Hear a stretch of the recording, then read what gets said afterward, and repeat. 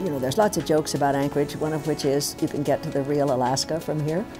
And that's part of what I like about it. The wilderness and the outdoors that I love is just right over there.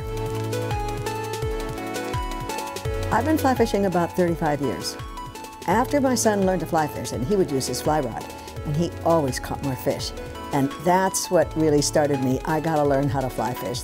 You know, I wanna catch more fish. It was as simple as that for me. For me, it's more intriguing than the other kinds of fishing. It's more challenging. Many people call it a thinking person's sport, and I think maybe that's part of why, you know, I'm attracted to it. But what I like about it is the grace and the beauty and the quiet, and there's a lot you have to figure it out. And one of the things I like best about fly fishing is when I catch a fish, I mean, I've never been to that spot before. I've never fished there, but I just like the idea of thinking about, okay, so what fly do I think will catch this fish in this kind of water? What kind of cast? Where do I have to cast? How do I have to drift my fly? So you're very engaged, I think, when you're fly fishing.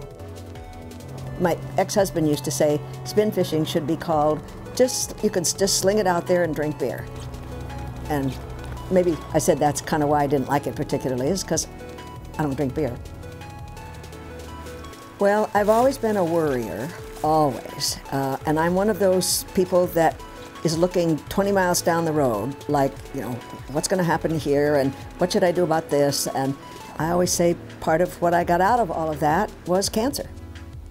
Cancer is supposed to be easier to come by from people who are stressed. And then cancer changed my life. It absolutely changed my whole world.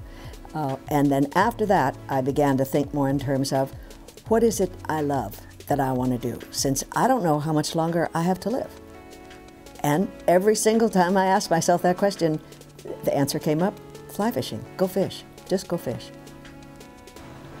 I really felt like somehow there was a connection between my healing and going fly fishing.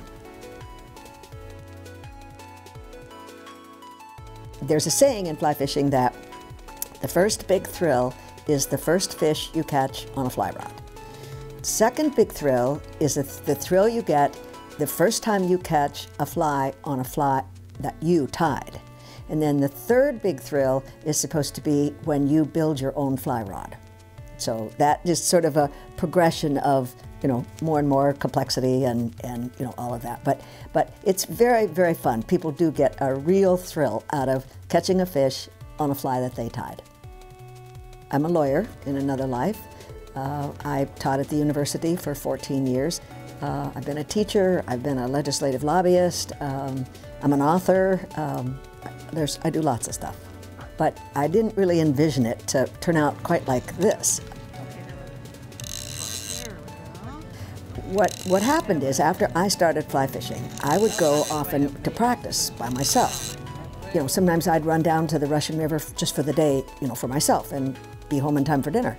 And while I would be practicing or on the water or casting, women that I didn't know would come over to me and say things like, I've always wanted to learn how to fly fish, or where did you learn to fly fish, or do you teach people how to fly fish?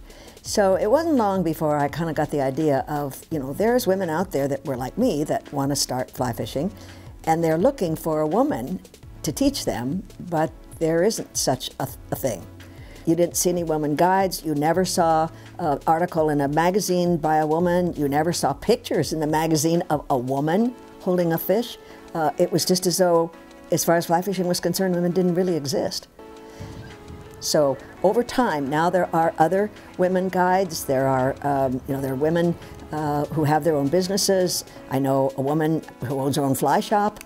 So women are now coming into fly fishing. There's probably 25 to 30 fly fishing clubs for women now around the country.